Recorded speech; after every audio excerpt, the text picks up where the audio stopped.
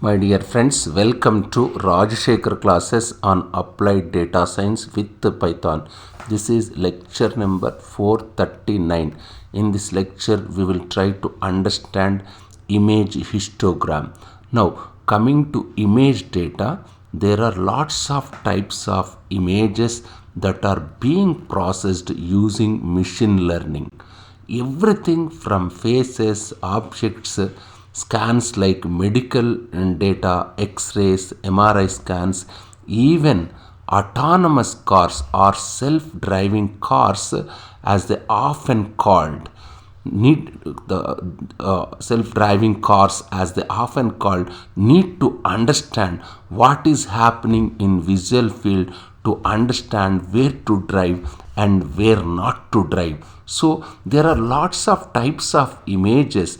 There is almost like 30 plus years of research on image featureization. What does happen since 2012 deep learning, deep learned features using something called CNN has taken over this field. Today, the best way to featureize image data is here, but we learn some basics.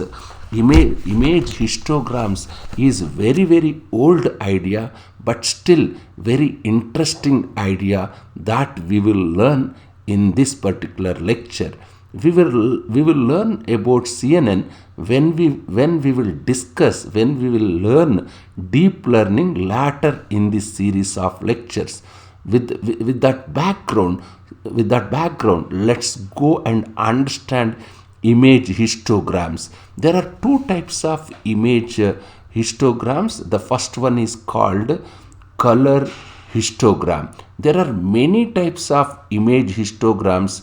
Basically, the most popular one is color histogram and edge histogram. I will try to explain what they are in this particular lecture. First, let's take the color histogram. The color histogram is this. Suppose if we have an image, let's assume this is your image. Just let me assume this is your image. Every image contains a pixel. Just see, let me assume this is one pixel, this is another pixel, this is another pixel, isn't it? For every pixel, it has three values of red, green, blue, RGB, isn't it? Just consider any pixel. Let me say for this pixel, I have red, I have green, I have blue, isn't it? So that red value goes from 0 to 255, isn't it? Just see, this red value goes from 0 to 255. Your green value is ranging from 0 to 255. Your blue value is also ranging from 0 to 255. Each pixel has three values RGB. Now, what I can do in color histogram, for every pixel I can take all the red values. Means I can take red value for this pixel, I can take red value this pixel for this pixel, I can take red value this pixel. This, what are the range of red values in each pixel? That is 0 to 255, isn't it? Yes. Just see this one. What's happening here? Take all the red values, for each pixel. If the image contains m rows, let me say m rows and n columns, of the data, you get m by n matrix, or n by, if there are n rows and m columns, you will get n by m matrix, isn't it? N by m data points, because for every pixel there is a red value. For every pixel there is a red value. For this pixel you have red value which may be in between 0 to 255. For this pixel also I can have red value. For this pixel also I can red value.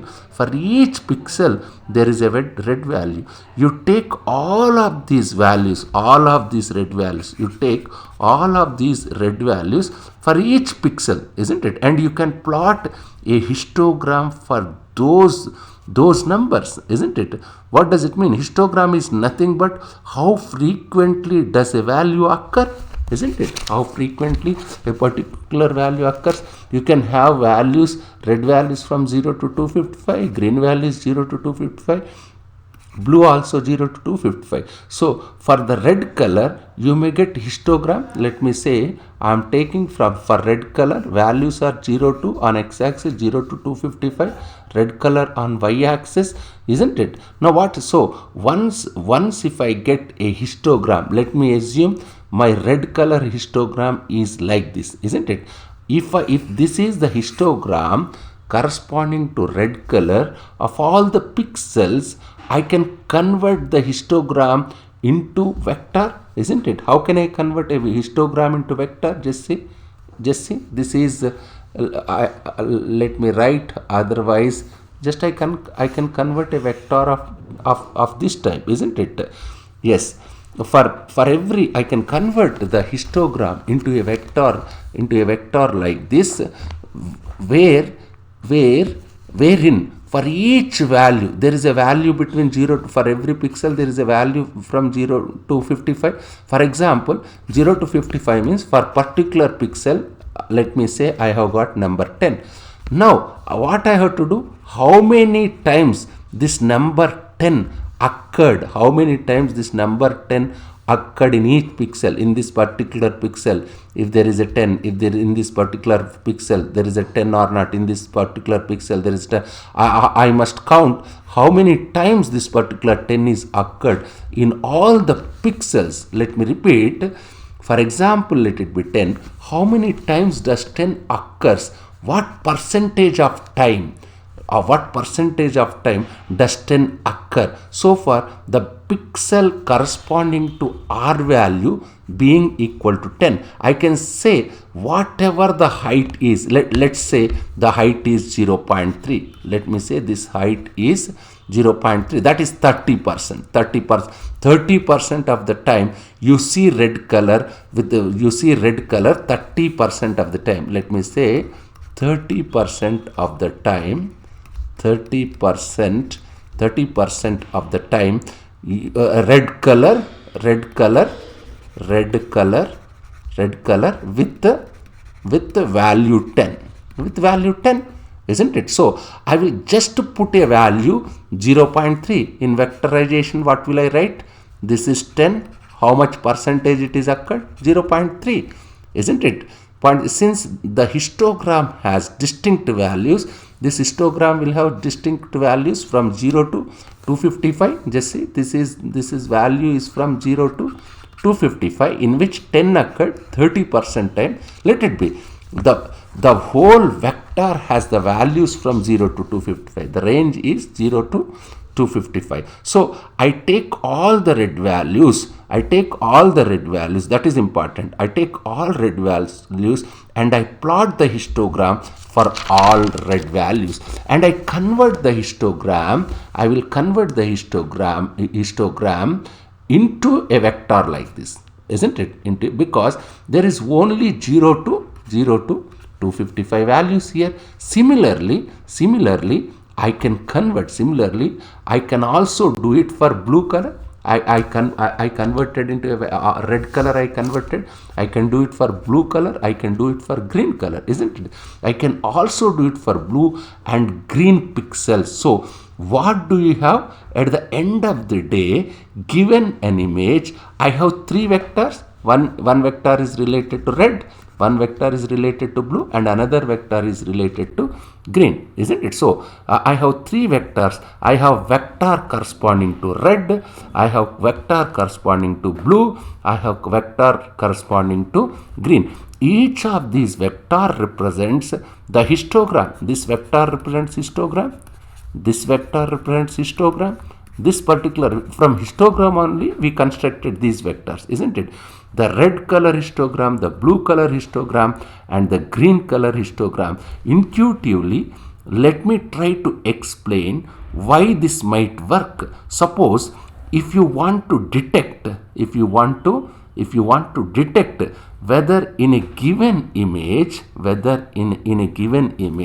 me repeat, suppose if you want to detect whether in a given image there is a sky or not? Let's assume our task is there sky or not in the image?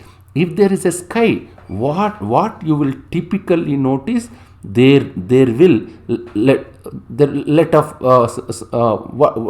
lot of sky, there will be lot of sky bluish color, there will be lot of pixels with sky bluish color, which means your sky bluish color value, of course it's a blue value, but it's a light blue value, isn't it? Sky blue color may be represented whenever some value of blue pixels is high, isn't it? Sky blue color, let me assume this is sky blue color in image, isn't it? In that case, what happened? Some value of blue pixels is high. Just see, this is red color histogram, this is blue color histogram, this is green color histogram. In this case, what happens? Some values of blue pixels is high. Just see, this is blue pixel, some value is high, isn't it? In similar manner, some value of red pixels is low. Just see, this is red pixels, let me say it's low. Intuitively, it makes sense to actually represent images using histograms data. Such a representation, now I can concatenate all of them. This red vector, this is the green vector, this is blue. I can concatenate, isn't it? I can concatenate all of them, and this will be my, what is this? This will be my yi. This is my this will be my class yi, and this is my xi. What is this? This is my xi, isn't it? My color histogram here, I am basically representing my color histogram would be useful for tasks like this. I wanted to detect whether there is sky or not. I want to detect whether it is sunrise or not. Because in sunrise, what you typically notice is you will see lot of red, you will see less of blue, less of green, isn't it? So for things like this is not best featureization. For example, you might ask me, can you do face detection with this? Partially, because most faces, if you have color images, there is something like called skin color. That is important. Skin color, isn't it? Skin color only occurs in some shades, not in all shades. You will never see a skin color that is blue or deep blue. You will never see that skin color also exists in some tinges only. You can based on skin color, but it does not detect shapes, isn't it? Your color histogram does not or cannot recognize shapes like circles, squares, etc. But it is extremely powerful because color histograms can represent very useful represents they are very useful for tasks like there is sky in an image, whether there is a sunrise or sunset, things like that. It cannot detect shapes like circles, squares, etc. Just try to understand color histograms. In my next lecture, we will try to understand second type of histograms, that are edge histograms. Thank you very much.